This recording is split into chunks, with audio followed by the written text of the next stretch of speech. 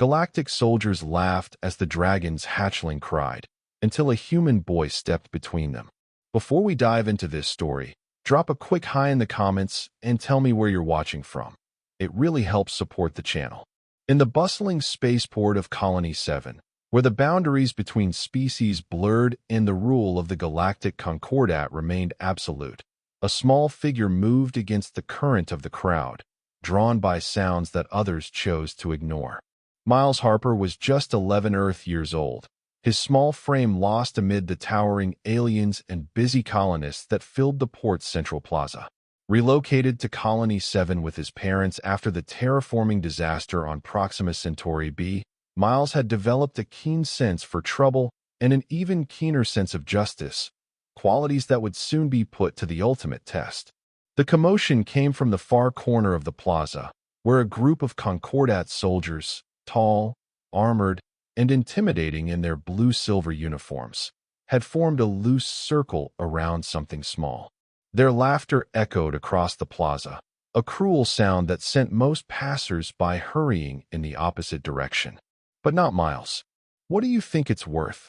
one soldier asked, prodding the object of their attention with his gravity baton. "Alive or dead?" "Dead," another answered, his scaled face showing what passed for a grin among the Seraphim race. A live hatchling would be trouble, especially a Dracari hatchling. Miles pushed through the crowd, his heart hammering against his ribs. The Dracari were legendary throughout the galaxy, a reclusive, powerful species that rarely ventured beyond their home system. Most humans had never seen one, but everyone had heard the stories. Massive, sentient creatures with scales that could deflect energy weapons, telepathic abilities that could drive lesser beings mad, and a cultural memory that stretched back millions of years. Some called them dragons, borrowing from Earth mythology, though the Dracari themselves found the comparison insulting. When Miles finally reached the edge of the circle, he saw what had attracted the soldiers' attention. It was indeed a Dracari hatchling, no larger than a house cat, its iridescent scales shimmering between deep blue and purple under the harsh artificial light. One of its delicate wings was bent at an unnatural angle, and its large, multifaceted eyes reflected pure terror. The creature was making a high-pitched keening sound that Miles felt more than heard, a telepathic cry that bypassed his ears and went straight to his mind. "Help!" The thought came, fragile and desperate. "Please." The nearest soldier raised his boot, preparing to stomp on the helpless creature. The other soldiers laughed, their voices blending into a single, merciless sound. Miles didn't think. He just moved. "Stop!" he shouted, his small body sliding between the soldier's boot and the injured hatchling. "Leave it alone." The circle of soldiers fell silent, their amusement transforming into disbelief, then anger. "Get out of the way, human child," the first soldier growled, his translator rendering his native Seraphim language into accented English. "This is Concordat business." Miles stood his ground, his hands trembling but his voice steady. "No, it's not. It's bullying. And it's wrong." "Wrong." The soldier laughed, but there was no humor in it. "What would a human whelp know about right and wrong? Your species is barely out of its own gravity well. The Dracari are galactic vermin, boy. Dangerous vermin. Now move, or I'll move you." Behind Miles, the hatchling had stopped its telepathic crying. He could feel its presence in his mind. Curious, hopeful, still terrified. "I'm not moving," Miles said, spreading his arms as if his small frame could somehow shield the creature. "And they're not vermin. They're sentient beings, just like us." The soldier who had been about to crush the hatchling bent down, bringing his scaled face level with Miles's. "You have 5 seconds to step aside, human." 5, 4. Miles swallowed hard but didn't budge. 3, 2. "Is there a problem here, gentlemen?" A new voice cut through the tension. A tall woman in the dark green uniform of the Colonial Authority pushed her way into the circle. Captain Lauren Bennett had been the security chief of Colony 7 for 3 years, and she wore her authority like armor. Her sharp eyes took in the scene in an instant. The circle of Concordat soldiers, the human boy, and the injured Dracari hatchling. "Captain Bennett." The lead soldier straightened, his demeanor shifting. No problem. Just dealing with a pest. Really? Bennett's gaze flicked from the soldier to Miles, then to the hatchling. Because from where I'm standing, it looks like 6 armed soldiers surrounding an unarmed child and an injured animal. That's not pest control. That's something else entirely. The Dracari are classified as dangerous under Concordat law. The soldier persisted. This one is separated from its brood mother. Protocol dictates. I know the protocol, Bennett interrupted. I also know that Colony 7 falls under joint colonial Concordat jurisdiction, which means my authority is equal to yours here. And I'm exercising that authority now. She turned to Miles. Son, is that creature hurt? Miles nodded, not trusting his voice. Then it falls under our wildlife protection statutes. She tapped her wrist communicator. Dr. Walker? This is Bennett. I need you at the Central Plaza. We have an injured Xenofauna specimen. Dracari. Yes, you heard me right. The soldier took a step forward. Captain, I must insist. Insist all you want, soldier, Bennett cut him off. But unless you want a diplomatic incident on your hands, one that would require me to contact both your superiors and the Dracari Conclave, I suggest you and your friends move along. Now, for a moment, it seemed the soldier might challenge her. Then, with a gesture to his companions, he stepped back. This isn't over, Captain. The Concordat doesn't forget. Neither do the Dracari, Bennett replied evenly. Something to consider. As the soldiers marched away, their armor gleaming under the artificial sunlight, Bennett knelt beside Miles and the hatchling. That was brave, kid, she said, her voice softening. Also incredibly stupid. Do you have any idea what those soldiers could have done to you? Miles nodded. But they were going to kill it. Bennett sighed. Yeah, they were. She studied the hatchling, which was now watching them both with wary intelligence. My name's Captain Lauren Bennett. What's yours? Miles Harper, ma'am. Well, Miles Harper, you've just made things very complicated for both of us. She reached out a hand, hovering it near the hatchling without touching. The Dracari don't leave their home system without good reason, and they never, ever leave their young unattended. As if in response to her words, the hatchling's telepathic voice touched their minds again, stronger this time, more focused. Mother, coming. Danger. Hi. Bennett's expression changed from concern to alarm. That's not good. She tapped her communicator again. Dr. Walker, change of plans. Meet us at my office. And bring your full xenobiology kit. We may have a situation. She carefully picked up the hatchling, which curled into her hands without resistance. Come on, Miles. Your parents are Nathan and Emily Harper, right? The new terraforming consultants. Miles nodded, surprised. How did you know? It's my job to know everyone on this colony. She started walking rapidly, gesturing for him to follow. And they're going to need to know what their son just got involved in. Miles hurried after her, a sense of both dread and excitement building in his chest. What did I get involved in? Bennett's expression was grim. If we're lucky, just an interstellar incident. If we're not, she glanced down at the hatchling.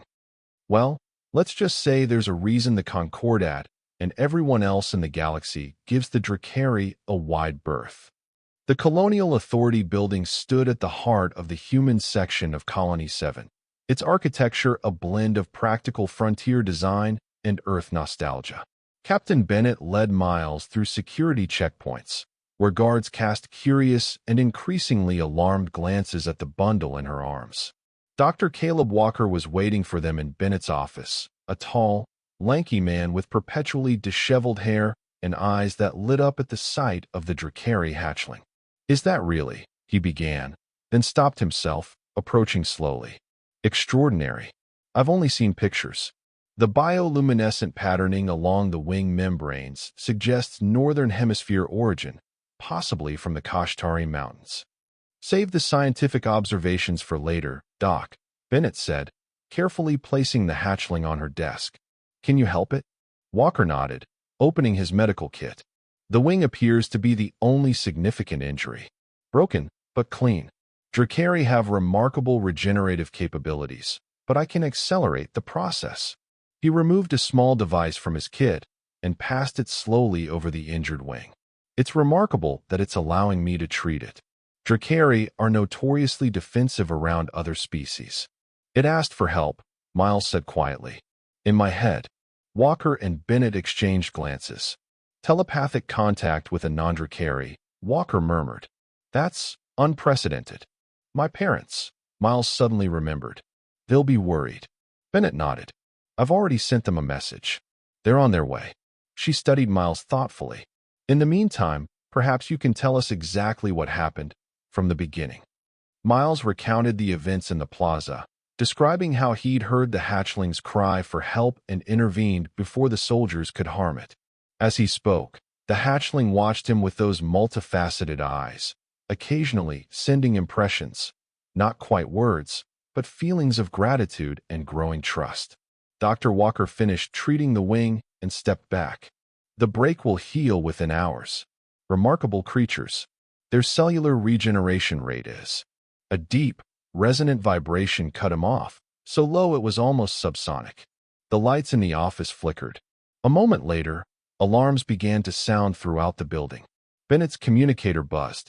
Captain, we have a situation, a panicked voice reported. There's I don't know how to describe it. A ship, I think. It just appeared in orbit. No approach vector, no warp signature.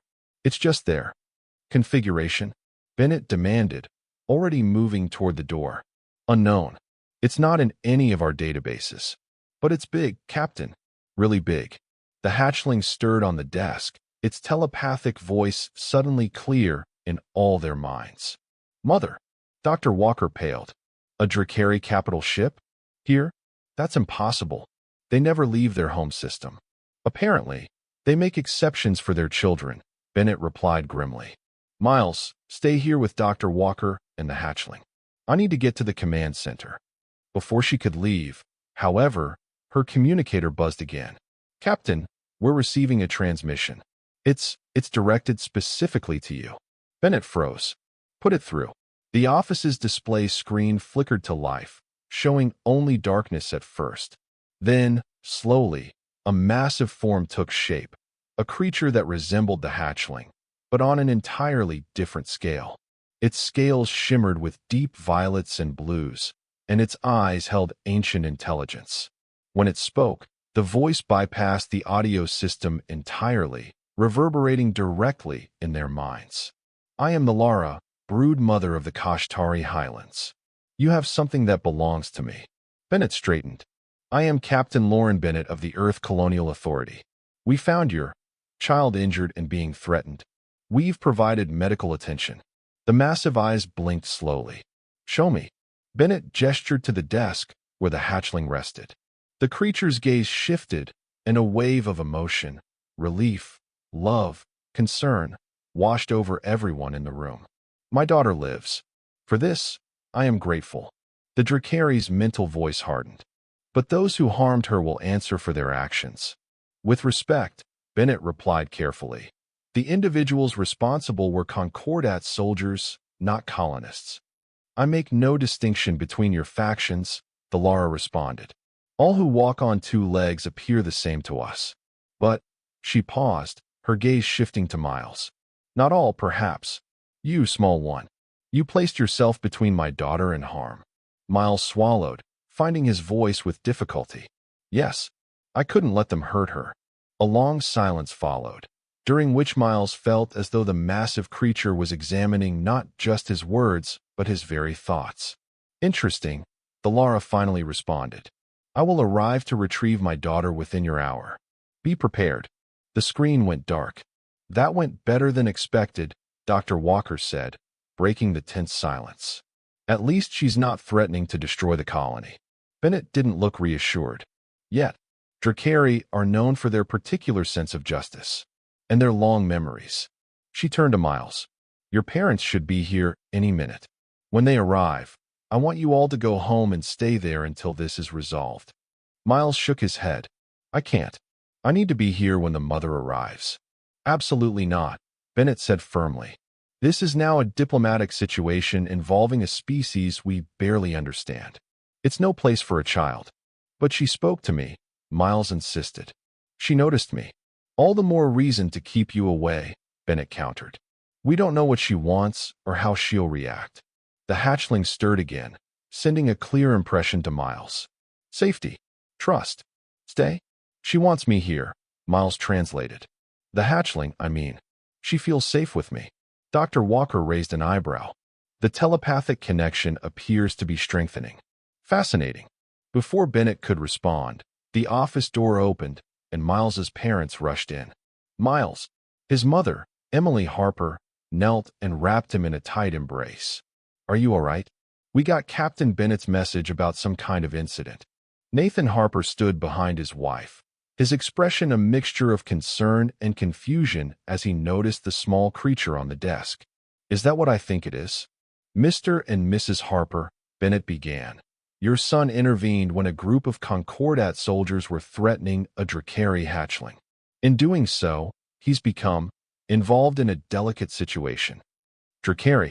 Nathan's face paled. Here? That's not possible. It's very possible, Bennett replied. In fact, the mother is currently in orbit and will be landing to retrieve her child within the hour. Emily tightened her grip on Miles. We need to evacuate, then. Everyone knows what happens when the Drakari feel threatened.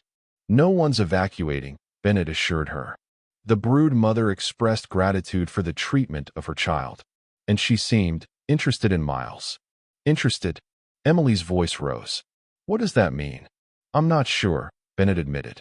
But your son has established some kind of telepathic connection with the hatchling. Dr. Walker believes it may be unprecedented. Nathan ran a hand through his hair. So what happens now? Now, Bennett said, we prepare to meet with one of the most powerful and least understood species in the galaxy. And we hope that your son's intervention has earned us some goodwill. The alarms that had been blaring throughout the building suddenly ceased. Bennett's communicator buzzed again. Captain, the voice reported, we're tracking a shuttle launch from the Drakari vessel. Estimated arrival at the colony's central landing pad in 15 minutes. Understood. Have a security detail meet me there. Non-threatening posture, no weapons visible. She looked at the Harpers. I believe your son should be present for this meeting, but the decision is yours. Emily and Nathan exchanged worried glances. It's not dangerous, Miles said quietly. She won't hurt me. I can feel it. Emily looked skeptical. You can feel it? Miles, what's going on? The hatchling, Miles explained. She's been talking to me. In my head. And I think her mother wants to thank me. This is crazy, Nathan muttered. We're talking about the Drakari. They don't interact with humans. With anyone. They're interacting now, Bennett pointed out. And your son is at the center of it. This could be a historic opportunity for peaceful contact. After a moment of tense silence, Nathan nodded reluctantly. All right, but we're coming too. I wouldn't have it any other way, Bennett agreed. Dr. Walker, you'll join us as well. Bring whatever you need to ensure the hatchling remains stable. As they prepared to leave, Miles approached the desk where the hatchling rested. Its wing already looked better, the bones visibly realigning under the iridescent scales. It raised its head as he neared, and a clear feeling of anticipation flowed from its mind to his. We're going to meet your mother, Miles said softly.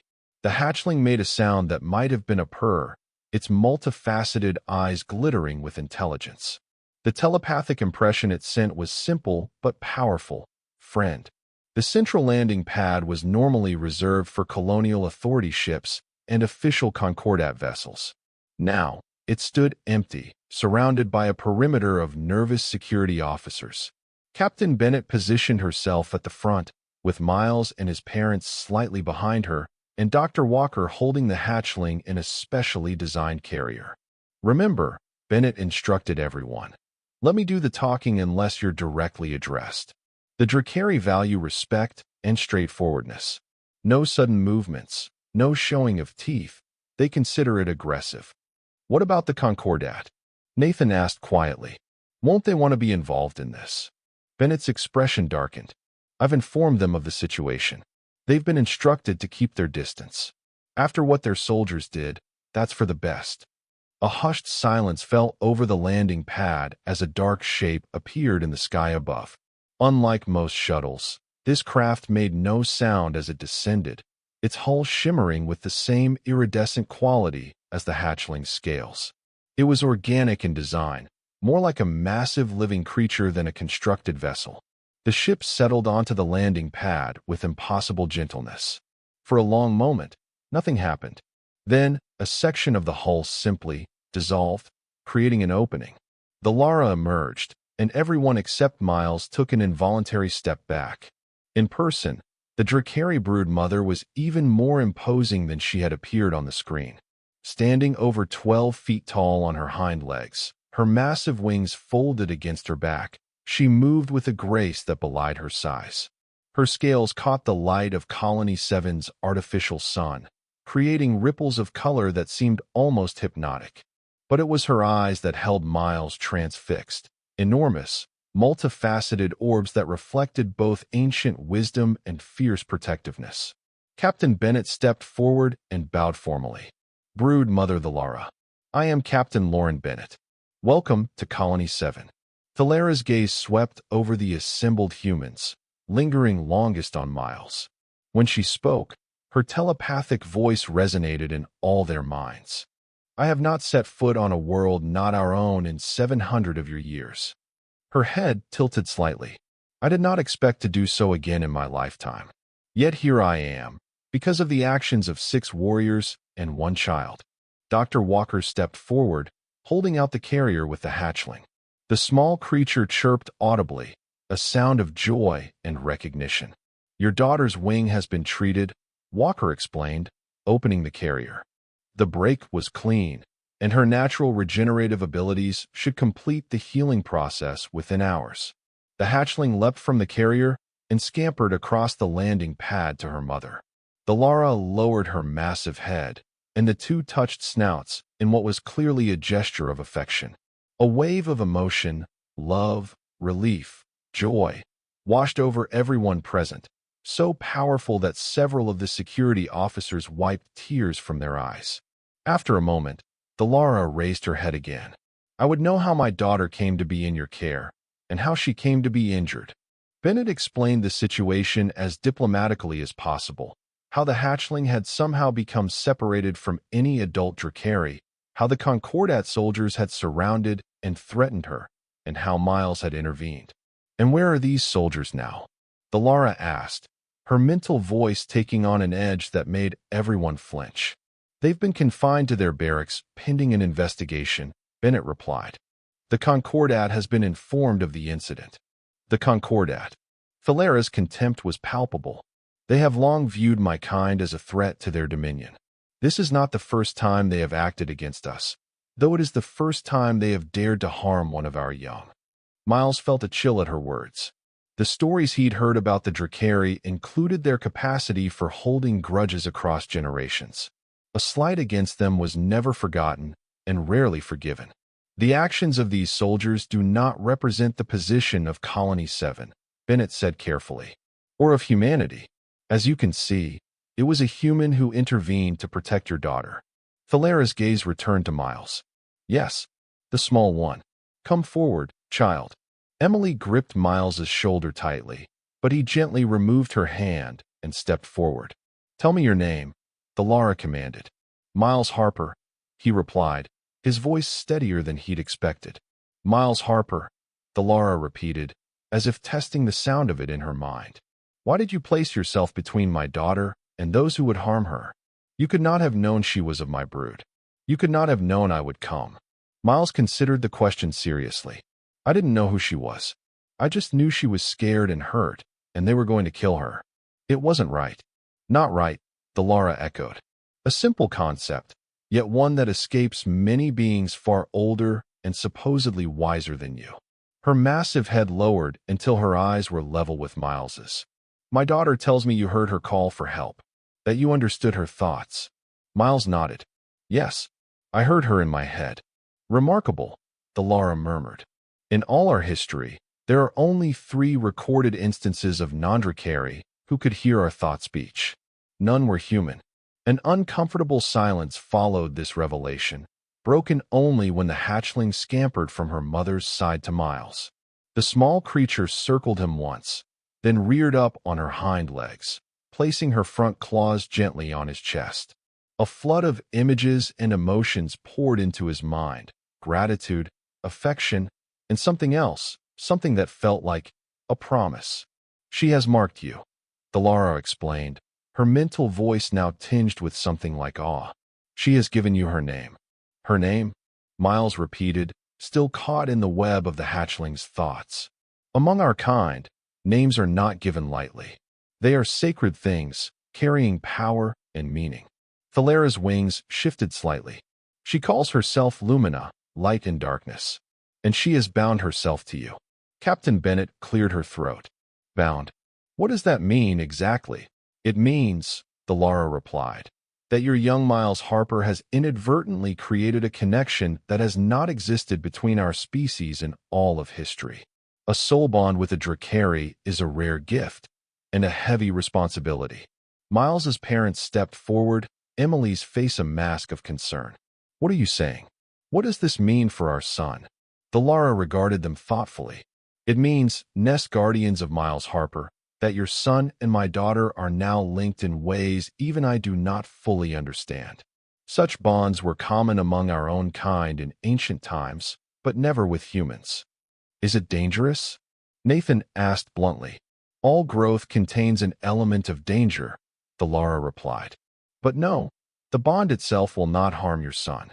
It may, in fact, grant him certain advantages." Dr. Walker, who had been taking notes furiously on his datapad, looked up. "What kind of advantages?" "That remains to be seen," Delara said. "Each bond manifests differently, but typically a strengthening of the telepathic connection. Perhaps more." Miles hardly heard them. He was lost in communication with Lumina, whose thoughts were becoming clearer, more structured. It wasn't just emotions now, but concepts, memories, glimpses of a world with twin suns and vast mountain ranges where creatures like Delara soared through violet skies. "I can see her home," Miles whispered. "It's beautiful." Thalara's attention snapped back to Miles. "You see through her memories already?" The bond strengthens quickly. She seemed to come to a decision. "Captain Bennett, I must speak with you and the Nest Guardians privately. There are matters to discuss concerning the future." Bennett nodded. "Of course. We can use the conference room in the main building." "Very well." Delara turned to one of the security officers. "You, fetch those who harm my daughter. Bring them here." The officer looked to Bennett, who hesitated before nodding. "Do it.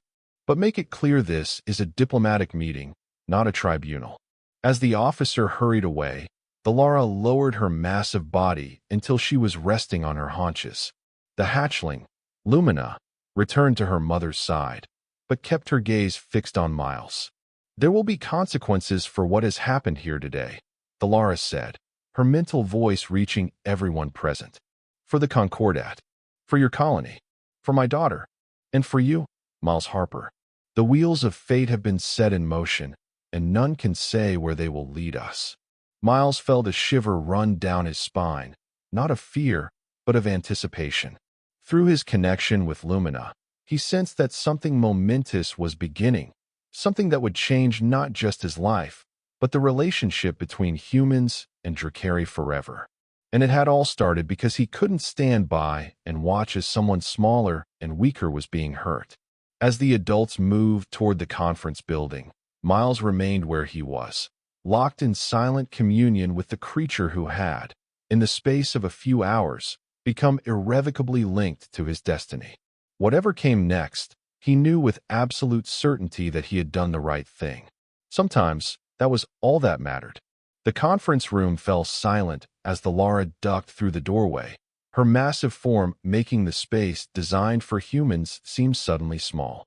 Captain Bennett sat at the head of the table, with Miles and his parents on one side and Dr. Walker on the other. Lumina had insisted on staying with Miles, curling herself around his shoulders like an iridescent scarf, occasionally sending him flashes of thought and memory. Before the Concordat representatives arrived, Delara began without preamble. "There are things you must understand about my daughter's presence here." She settled onto her haunches, her wings folding tightly against her back.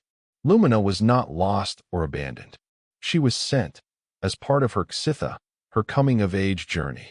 Emily Harper leaned forward. You sent your child alone to a human colony? Knowing the dangers. All worthwhile growth involves risk, Lara replied. For countless generations, our young have undertaken solitary journeys to test their resilience and wisdom. In ancient times, these journeys were confined to our homeworld. But as the galaxy has grown smaller, so too have our horizons expanded. So this was some kind of test? Nathan asked, his voice tight with barely suppressed anger. One that nearly got her killed? Thalara's multifaceted eyes fixed on him. Your concern honors you, Nest Guardian. But understand, we did not anticipate the Concordat's presence or their hostility. Lumina was to observe your colony secretly, learn about your kind, and return with knowledge. Her ship was damaged during an ion storm, forcing her to land. The injury to her wing came later, when she was discovered by the soldiers. And now? Bennett asked. What happens now that she's been discovered, and she's formed this bond with Miles? Lara was silent for a moment, communicating privately with her daughter. Finally, she addressed them again. The bond complicates matters. It cannot be severed without harm to both Lumina and Miles. Yet it also presents an opportunity unprecedented in our history. What kind of opportunity? Miles asked, speaking for the first time since they'd entered the room. An exchange, Lara said, of knowledge, of understanding, perhaps, in time, of friendship between our peoples. Dr. Walker looked up from his datapad, his eyes wide with excitement. Are you suggesting formal diplomatic relations between humans and Drakari? That would be extraordinary. I suggest nothing so grandiose, Lara cautioned. The Conclave would not approve such a step. Not yet, but they have authorized me to propose a more personal arrangement.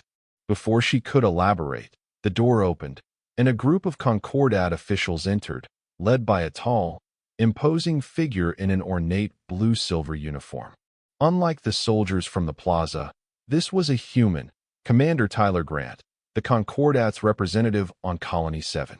Captain Bennett, he said stiffly, I was informed there was an incident involving my men and a diplomatic situation. His eyes widened slightly when they fell on Lara, but he recovered quickly. Brood Mother. The Concordat extends its apologies for any misunderstanding that may have occurred. Misunderstanding. Thalara's mental voice took on a dangerous edge. Your soldiers attempted to murder my daughter. There is no misunderstanding about that. Grant's face hardened. If your offspring was indeed threatened, I assure you those responsible will face disciplinary action. However, the presence of an unregistered Drakari on a Concordat-protected colony raises questions of its own. Questions that can wait, Bennett interjected. Commander, I've asked you here because the Drakari have requested a formal apology and reparations. Reparations? Grant's eyebrows shot up. That's hardly necessary for what was clearly an unfortunate incident involving a juvenile of their species. Miles felt Lumina tense around his shoulders, a wave of indignation flowing from her mind to his. Without thinking, he spoke up. They were going to kill her. I saw them. They were laughing about it. Grant's cold gaze shifted to Miles. And you are? Miles Harper, Bennett supplied. The boy who intervened. His actions likely prevented an interstellar incident of much greater proportions. I see. Grant's tone made it clear he saw a troublesome child, nothing more. Nevertheless, the Concordat's protocols regarding unregistered alien life forms are clear. Your protocols do not apply to the Drakari. Lara interrupted, rising to her full height. The room seemed to darken around her, her scales emitting a subtle glow. We were navigating the stars when your ancestors were learning to make fire. We do not register. We do not ask permission. And we do not forget those who harm our young. The temperature in the room seemed to drop several degrees. Grant, to his credit, didn't flinch, though the officials behind him took several steps back. What are your demands? He asked flatly. Justice, Lara replied. The 6 who harm my daughter will face consequences. What kind of consequences? Grant's hand moved subtly toward the sidearm at his hip. Not death, if that is your concern, Lara said, noting the movement. Though it would be within my rights to demand it. Instead, they will be marked. Marked? Bennett asked, glancing between them.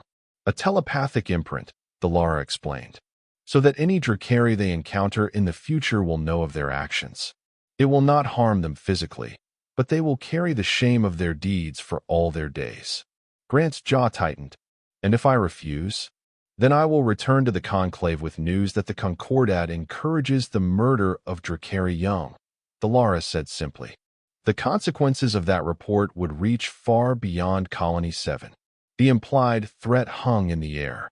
Everyone present knew the stories of what had happened to civilizations that had earned the Drakari's collective wrath. Entire star systems rendered uninhabitable. Species reduced to scattered refugees. The Drakari were few in number, but possessed technology and abilities that bordered on the mythical. After a long moment, Grant nodded curtly. The soldiers will submit to this, marking, under protest and without admission of wrongdoing. The truth of their actions will speak for itself, Delara replied. There is another matter, however, one concerning Miles Harper and my daughter. All eyes turned to Miles, who felt a sudden wave of nervousness. Lumina sent him a feeling of reassurance, her small head rubbing against his cheek. As I was explaining before the commander's arrival, Delara continued, the bond between Lumina and Miles presents both challenges and opportunities.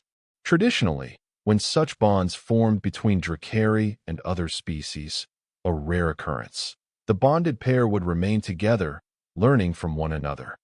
Emily's hand found Miles's. You want to take our son? No, Delara assured her. Lumina is too young to leave our home system permanently, and Miles too young to leave his family. Instead, I propose an arrangement. Miles would visit our homeworld during your standard educational breaks, what you call summer vacation and other holidays. Lumina would visit Earth and Colony 7 when her studies permit. As they grow, they would serve as bridges between our peoples. Absolutely not, Grant cut in. The Concordat has strict regulations about human-alien cultural exchanges, especially involving minors. This colony falls under our protection and our laws.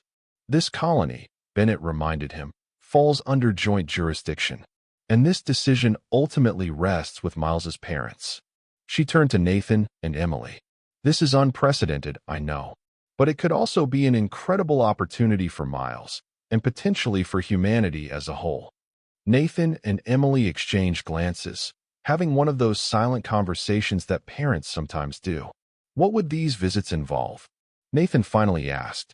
What would Miles be doing on your world? Learning, Delara replied. About our culture, our history, our sciences. In return, Lumina would learn about yours. They would grow together, their bond strengthening both of them. And the dangers? Emily pressed. You said yourself that the bond carries responsibilities. There are always risks in growth, Delara acknowledged. The telepathic connection will deepen. Miles may develop abilities uncommon among humans. But we would guide him, teach him to control these gifts. Miles, who had been listening intently, finally spoke up. I want to do it. When his parents looked at him in surprise, he continued, I can already feel what she feels. See what she sees sometimes. And it's amazing. Dr. Walker leaned forward eagerly. The scientific value alone would be extraordinary. We know so little about the Drakari. This could be the beginning of a true exchange of knowledge. And a diplomatic nightmare, Grant muttered. The Concordat Council will never approve. The Concordat, Delara said, fixing him with her ancient gaze, need not be involved. This arrangement would be between the Drakari Conclave and the Harper family, with Colony 7 serving merely as a point of contact. Unless, Commander, you wish to explain to your superiors why you provoked the first Drakari-human conflict in recorded history. Grant's face reddened, but he said nothing more. Bennett turned to the Harpers. This decision must be yours. Take some time to think about it. Discuss it privately. I don't need time, Miles said firmly. I already know. Nathan placed a hand on his son's shoulder. Son, this is a big decision. One that could change your life. It already has, Miles replied, reaching up to stroke Lumina's scales. From the moment I heard her calling for help, everything changed. I can't explain it, but I know this is right. Emily looked at her son, tears glistening in her eyes. You've always had good instincts about people, even when you were tiny. She took a deep breath and turned to the Lara. If this is what Miles wants, and if you can guarantee his safety during these visits, then we won't stand in the way. Nathan nodded slowly. But we have conditions. We want regular communication, the ability to visit him while he's on your world. And if at any point Miles wants to end this arrangement, it ends. No questions, no consequences. These terms are acceptable, the Lara agreed. The conclave will prepare formal documentation outlining the details. Commander Grant pushed back from the table. This meeting is clearly proceeding without regard for Concordat protocols. I will be filing a formal protest with the Council. File whatever you like, Commander, Bennett replied coolly. But I suggest you focus on preparing your soldiers for their marking. Unless you'd prefer to explain to your superiors why the Dracari have withdrawn from the non-interference pact that's kept peace in this sector for 3 centuries. Grant's mouth thinned to a hard line, but he said nothing more as he stalked from the room, his aides hurrying after him. He's going to be trouble, Nathan observed after the door closed. The Concordat has always feared what they cannot control, the Lara said. But they fear the Dracari more than they fear change. They will adapt. Her massive head turned toward Miles. As we all must. The rest of the day passed in a blur of preparations and explanations.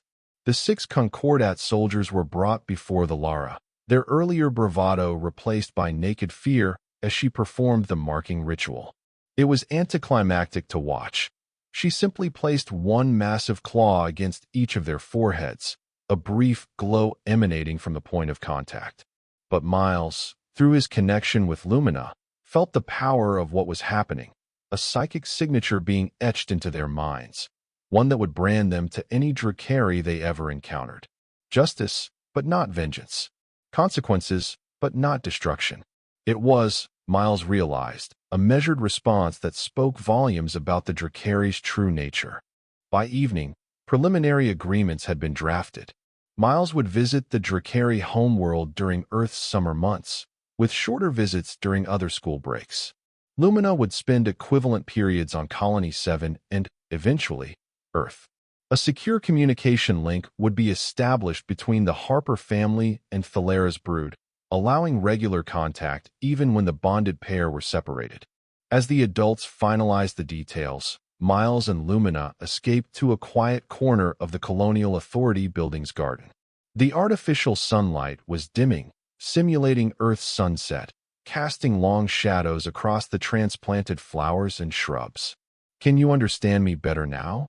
Miles asked aloud, though he was beginning to realize he could communicate with Lumina just by thinking. The hatchling, now curled comfortably in his lap, sent a clear affirmative. Her telepathic voice was becoming more distinct, more articulate. "Your language is complex," she communicated. "But the bond helps. I learn quickly. What's your world like?" Miles asked, both through words and thoughts. "I've seen glimpses, but..."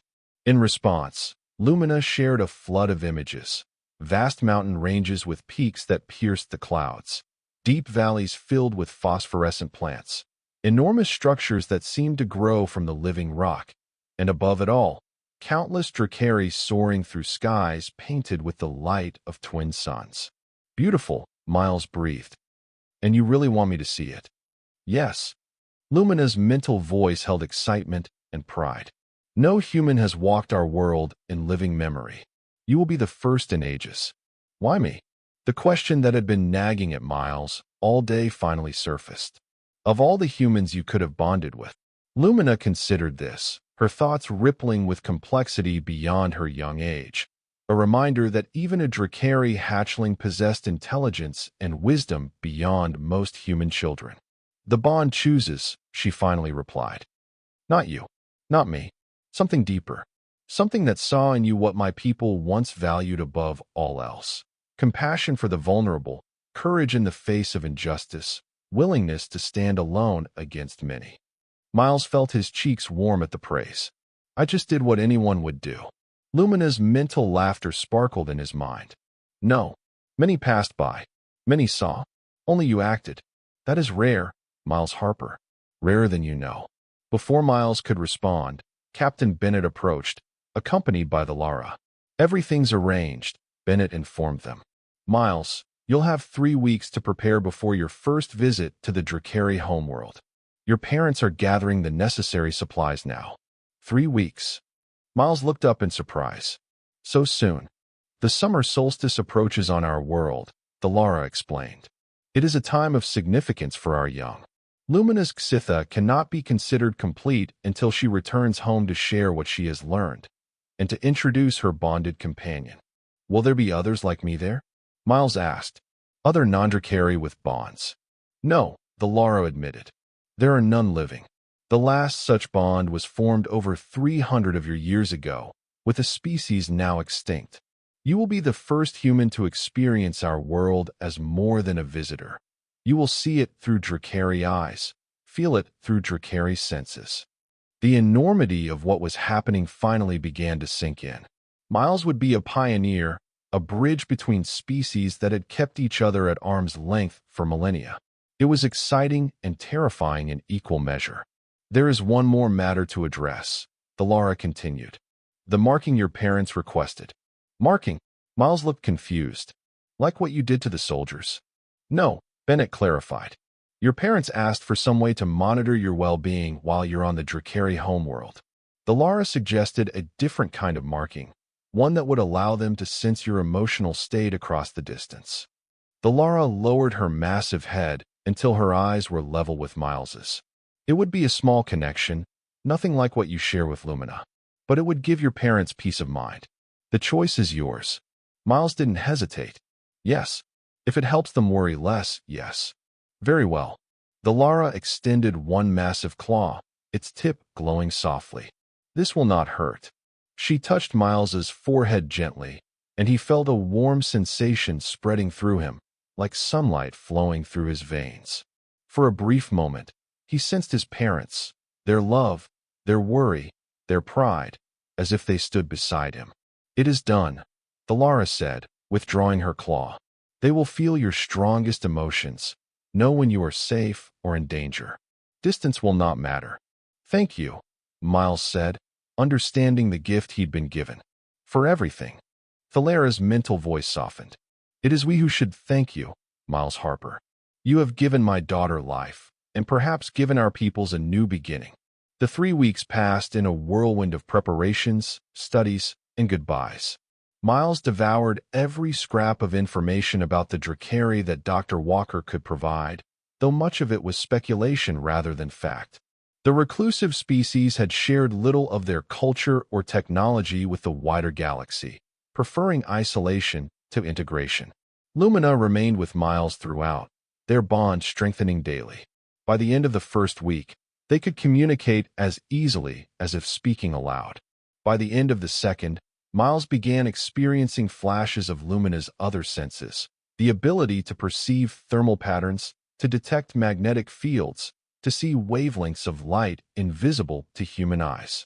It was disorienting at first, but gradually, he learned to integrate these new perceptions with his human senses.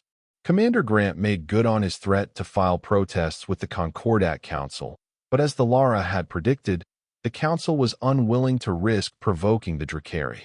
Their official response designated the arrangement as an educational and cultural exchange program, placing it outside standard Concordat regulations. On the day of departure, the entire colony seemed to gather at the landing pad. Miles's parents hugged him tightly, their eyes bright with unshed tears. "Remember everything we talked about," Emily said, straightening his jacket for the 10th time. "Keep your emergency beacon with you at all times. Use the communication link every day. And if anything feels wrong, you tell the Lara immediately." "I will, Mom," Miles promised. "But I'll be fine. Lumina will be with me the whole time." Nathan knelt to Miles's level. "Son, you're about to see and do things no human has ever experienced. Keep your eyes open, learn everything you can, but never forget where you come from." "I won't, Dad," Miles assured him. "And I'll be back before you know it." 2 months, Emily said, trying to smile through her worry. "It's not so long. Captain Bennett approached, offering Miles a small device. This is a direct link to my personal communicator. If there's ever an emergency, or if you just need to talk to someone who isn't your parents, use it. Thanks, Captain, Miles said, tucking the device into his pocket. Dr. Walker was next, practically bouncing with excitement. I've uploaded every question I could think of to your datapad. If you could get answers to even a fraction of them. I'll try, Miles laughed. But I'm going as a guest, not a spy. Of course, Walker agreed hastily. Just observe everything. This is history in the making. Finally, it was time. Thalera's shuttle waited, its organic hull shimmering in the artificial sunlight. Lumina, who had grown noticeably in the past 3 weeks, nudged Miles gently. Ready? Her thoughts asked. Miles took one last look at Colony 7, at his parents, at the people who had become friends, at the only home he'd known since leaving Earth. Then he nodded. Ready. They boarded the shuttle together, Lumina leading the way into a space that was unlike any spacecraft Miles had ever seen. There were no hard edges, no control panels or screens. Everything seemed alive, responsive to thought rather than touch. The Lara settled into what might have been a pilot's position, though Miles couldn't see any obvious controls. Secure yourself, Miles Harper. The journey will be swift. Miles found a spot that seemed designed for a being his size and watched in fascination as the living material of the shuttle formed a supportive cradle around him. Lumina curled up beside him, her warm presence reassuring. As the shuttle rose silently from the landing pad, Miles felt a swell of emotions. Fear and excitement, sadness at leaving and anticipation for what lay ahead. Through the bond, he sensed Lumina's joy at returning home mingled with her curiosity about how he would perceive her world.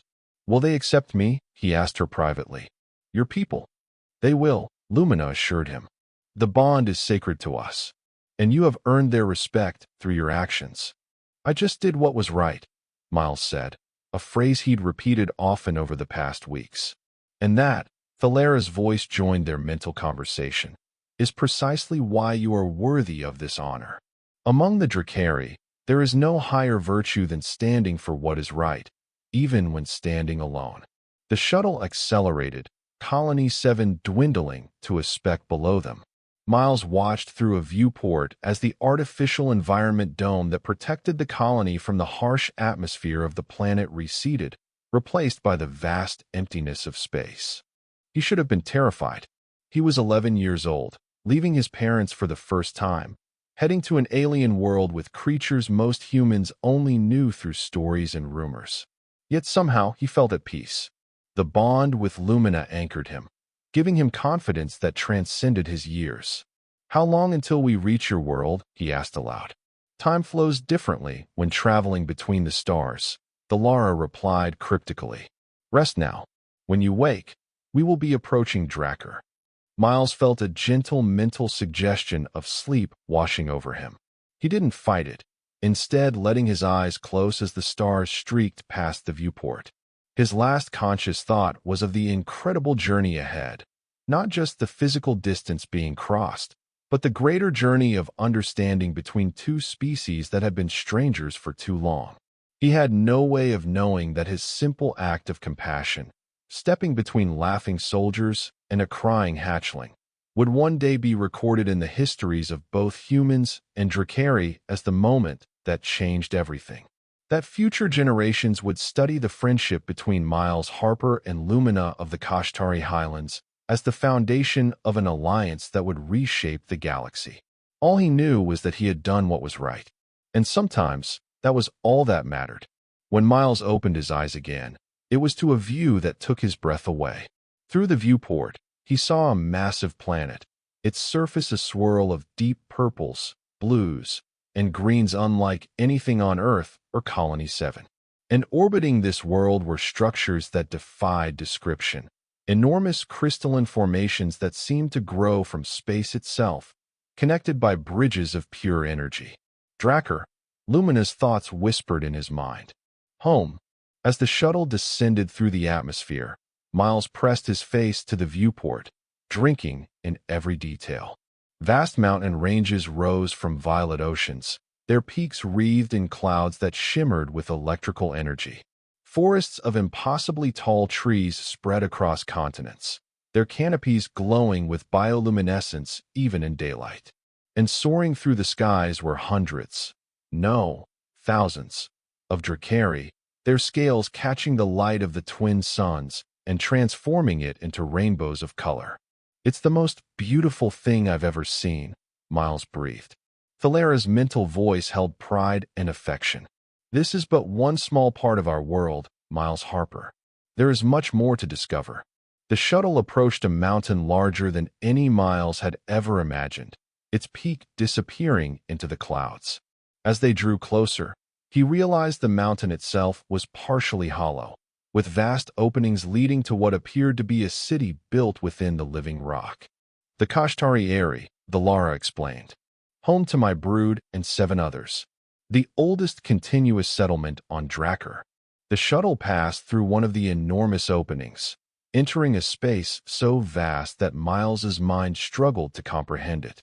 The interior of the mountain had been transformed into a living city, with terraces, pools, gardens, and dwellings all integrated into the natural formation. Dracarys of all sizes moved throughout the space, some flying between levels, others walking along wide pathways. And they were all, Miles realized with a start, watching the shuttle. "They know I'm coming?" he asked, a flutter of nervousness returning. "Yes," Valara confirmed. "Your arrival has been anticipated. You are the first human to be welcomed to our world as a bonded companion." The shuttle settled onto a wide terrace near the top of the internal space. As the hull dissolved to create an exit, Miles took a deep breath. "Remember," Lumina's thoughts encouraged him, "you belong here now, because of our bond. Walk proud." Miles nodded and stepped out of the shuttle onto the soil of an alien world.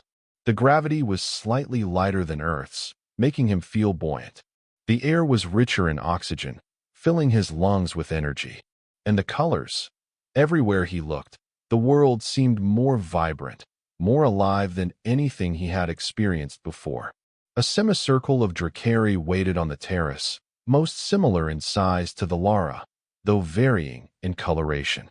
Their scales ranged from deep emerald to burnished gold, from midnight black to silvery white. All watched him with those multifaceted eyes that seemed to see through to his soul. The Lara emerged behind him, with Lumina scampering to his side. His small friend had grown noticeably in the weeks since their meeting, now reaching halfway up his thigh when standing on her hind legs. "Elders of the Kashtari Eyrie," Thalera's mental voice projected to all present. "I present Miles Harper of Earth, bonded companion to my daughter Lumina, who saved her life at risk of his own." A ripple of mental communication passed through the assembled Dracarys, too complex and rapid for Miles to follow, even with his enhanced perception through the bond. Finally, one of the Dracarys, whose scales shimmered with an almost metallic gold, stepped forward. "Miles Harper of Earth, I am Valaros, elder speaker of the Kashtari Eyrie. Your actions have earned you a place among us that no human has held before. Are you prepared to learn our ways, to see through our eyes, to understand with our hearts?" Miles felt Lumina's encouragement through their bond. He stood straight, meeting the elder's gaze directly. "I am, elder speaker. I'm honored by your welcome." Valaros's massive head inclined slightly. "The honor is shared, young one. Your courage speaks well of your species." His mental voice took on a more formal tone. "By the ancient traditions of the Dracarys, by the sacred bond formed between kindred spirits, we accept you as Lyrash Sa, friend of the brood." As he spoke these words, Miles felt something shift in the air around him. The other Dracarys lowered their heads in what he somehow knew was a gesture of respect and acceptance. Through his bond with Lumina, he sensed the significance of the moment. He had been formally recognized, not as a visitor or guest, but as one connected to the Dracarys community itself. "Come," Valaros continued. "A dwelling has been prepared for you. Rest, and then the learning will begin." As Miles followed Lumina and the Lara deeper into the Eyrie, passing wonders that no human had ever witnessed, he felt a profound sense of rightness. The journey ahead would be challenging. Bridging the gap between two vastly different species always would be. But it was a journey worth taking. And it had all begun because a boy couldn't stand by while others laughed at suffering. Because compassion, that most human of qualities, had turned out to be the one thing the galaxy needed most. Some would later call Miles Harper a hero, an ambassador, even a legend. But in his own mind, he remained simply a boy who had done what was right when it mattered. And sometimes, that was all it took to change the universe. And that was the end of the story. If you listened all the way to here, don't forget to leave feedback about what you thought of the story in the comments, whether positive or negative. Your feedback helps us improve. Also leave your like and subscribe to the channel for more stories like this one. And I'll leave here on the screen another video that I'm sure you'll like. Big hug, and see you in the next story.